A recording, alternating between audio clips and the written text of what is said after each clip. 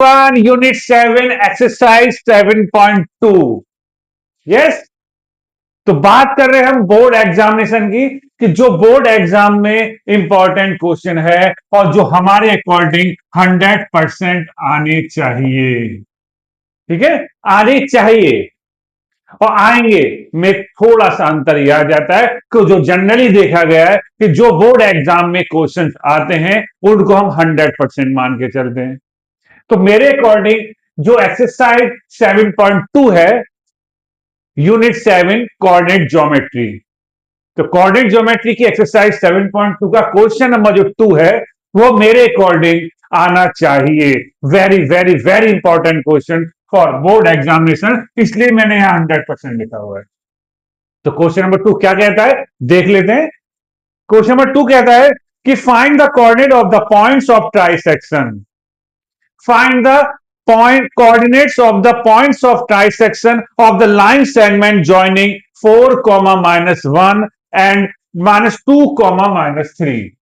क्या कहना चाह रहा है कि एक लाइन सेगमेंट है, देखिए यहां बना लेते हैं। एक लाइन सेगमेंट है, सपोज इसका नाम ए है और इसका नाम बी है, और दो लाइन, ये जो लाइन सेगमेंट दिए हुए हैं इसके दो पॉइंट है, स्टार्टिंग पॉइंट और एंड पॉइंट, और एक पॉइंट जो इनिशियल पॉइंट है उनको हम मान के चलते हैं 4, -1, जिसका नाम हमने कैपिटल ए लिया है। यस, और कैपिटल बी के कोऑर्डिनेट हम लेके चलते हैं -2, -3। ठीक है, दो पॉइंट दिए हुए हैं हमें 4, -1 और सेकंड पॉइंट दिया हुआ है -2, -3। वो कह रहा है कि ये लाइन सेगमेंट को दो पॉइंट है वो से ट्राई सेक्शन, ये 3 इक्वल पार्ट में डिवाइड करते हैं।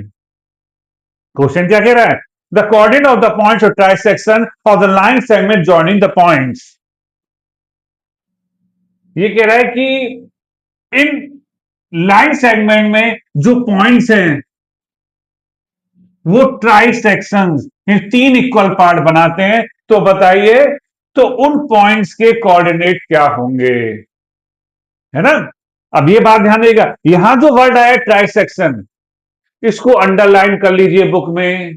ध्यान रखिएगा एग्जाम में कि 3 इक्वल पार्ट करके दिखाने हैं, यानी इसकी डिस्टेंस सपोज ए बी है, ये सी लेट कर लेते हैं, इसे डी लेट कर लेते हैं। एसी की डिस्टेंस जितनी है उतनी ही सी डी की डिस्टेंस है, उतनी ही डीबी की डिस्टेंस है। तो हम ये सब इक्वल पार्ट है ये। अब करेंगे कैसे, रेशो तो हमें पता नहीं है। एक रेशो करने के लिए हम सबसे पहले, जब हम रेशो नहीं फाइंड आउट होता था, नहीं पता होता, तो हम k:1 लेके कर चला करते थे। ठीक है, तो यहां पर हम सबसे पहले बात करेंगे फॉर कोऑर्डिनेट सी। हम सी के कोऑर्डिनेट फाइंड करने जा रहे हैं। कैसे करेंगे, हम रेशो जो लेके चलेंगे वो लेके चलेंगे 1:2, 1:2। क्यों लेके चलेंगे, कैसे हिसाब लगाएंगे, देखिए सारे इक्वल पार्ट है। सबसे पहले जिस इनिशियल पॉइंट से, मतलब लेफ्ट से अब राइट में चलिए उस पॉइंट तक, और फिर राइट से यानी एंड पॉइंट से उस पॉइंट तक आइए। ए से सी तक चलने के लिए आपको कितने पार्ट चलने पड़े, एक पार्ट। और बी से सी तक, क्योंकि बात चल रही है सी कोऑर्डिनेट की, तो ए से सी तक आपको एक पार्ट चलना पड़ा, और बी से सी तक दो पार्ट चलने पड़े, इसलिए हमने रेशो लिया 1:2। ठीक, अब एक बात ध्यान रखिएगा, चाहे सी के कोऑर्डिनेट फाइंड करे चाहे डी के कोऑर्डिनेट फाइंड करे, आपको x1 y1 x2 y2 यही लेके चलना पड़ेगा। मींस x1 = 4, y1 = -1 और x2 = -2 और y2 = -3। क्योंकि आपको पता है कोऑर्डिनेट क्या होते हैं x, y, ये x1 ये y1 ये x2 ये y2। और जब भी रेशो की बात चलती है तो हम आइडेंटिटी अप्लाई करते हैं, कौन सी, सेक्शन फॉर्मूला। सेक्शन फॉर्मूला क्या है, x = m1 x2 plus m2 x1 upon m1 plus m2। ठीक है, तो यहां क्या लेके हैं, आपको रेशो 1 लेके चला। m1 हमारे पास है 1, यस। x2 हमारे पास है -2, m2 हमारे पास है 2, x1 हमारे पास है 4 अपॉन m1 प्लस m2 यानी 1 + 2, प्लस माइनस माइनस 2 4 जा 8,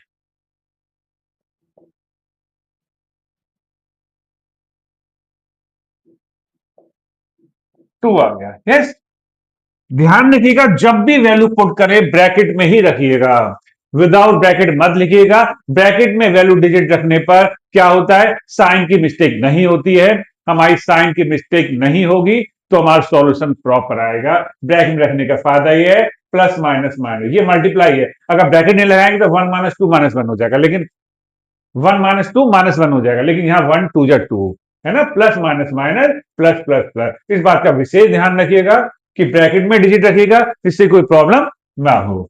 तो यहां पर एक्स के कोऑर्डिनेट आ गए। अब Y, m1y2 plus m2y1 m1 plus m2। m1 क्या आपके पास, m1 है हमारे पास, अभी बात सी कोऑर्डिनेट की बात चल रही है, m1 हमारे पास 1 है,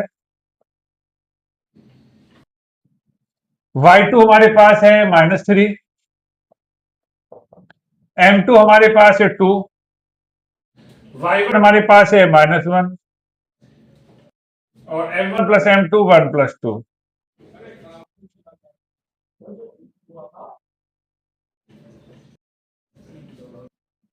ठीक, -5/3 आ गया। ठीक है, m1 के प्लेस पे m1, y2 के प्लेस पे y2 की वैल्यू, m2 के प्लेस पे m2 की वैल्यू यहां देखते जाइएगा, y1 के प्लेस पर y1 की वैल्यू, 1 जा 2 minus plus minus minus plus minus minus, और ये आपका -5/3 आ गया। और सी के कोऑर्डिनेट हमारे पास आ गए आपके 2, -5/3, ये हमारे सी के कोऑर्डिनेट आ गए, जिसके लिए हमें रेशो लेके चलना पड़ा 1:2।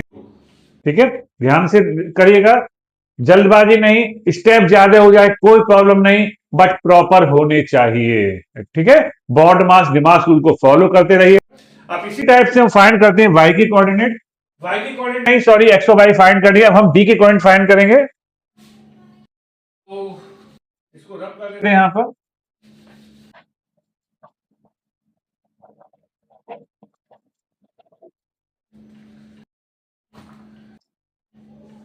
बात चलिए डी के कोऑर्डिनेट की। तो हमने जब सी के कोऑर्डिनेट लिए तो रेशो लिया था m1 और m2, है ना, m1 m2 को हमने रेशो लिया 1 और 2 को लेके चले थे, और m1 m2 यहां पर हमारा आएगा 2:1। 2:1 क्यों आएगा, फंडामेंटल वही चलेगा। अब हमें डी से बात करनी है, किससे बात करनी है, डी से। तो ए से डी तक कितने स्टेप चलिए आप, 1 2, और बी से डी तक 1 स्टेप, मैंने आपको बताया था इनिशियल पॉइंट से चलते उस पॉइंट तक, पहले लेफ्ट से राइट में ए से डी तक पहुंचने के लिए 1 2 स्टेप चलने पड़े, और बी से डी तक पहुंचने के लिए 1 स्टेप चलना पड़ा, इसलिए रेशो 2 और 1 लेके चलेंगे। इस लाइन सेगमेंट पे जितने भी आप मिडिल वाले, लेकिन उसमें x1 y1 x2 y2 वही रहेंगे जो पहले थे, ये चेंज नहीं होंगे, क्योंकि इनके बीच के पॉइंट निकालने के लिए आपको x1 y1 x2 y2 यही लेकर चलना पड़ेगा। ठीक,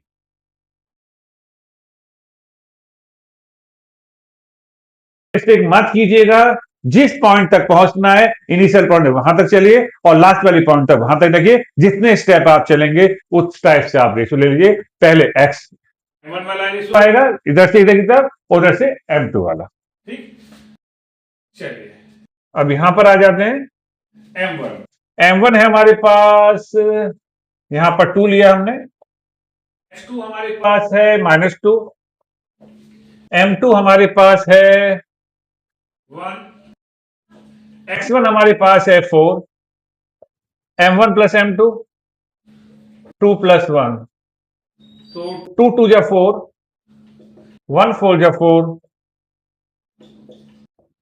जो आ गया। यस,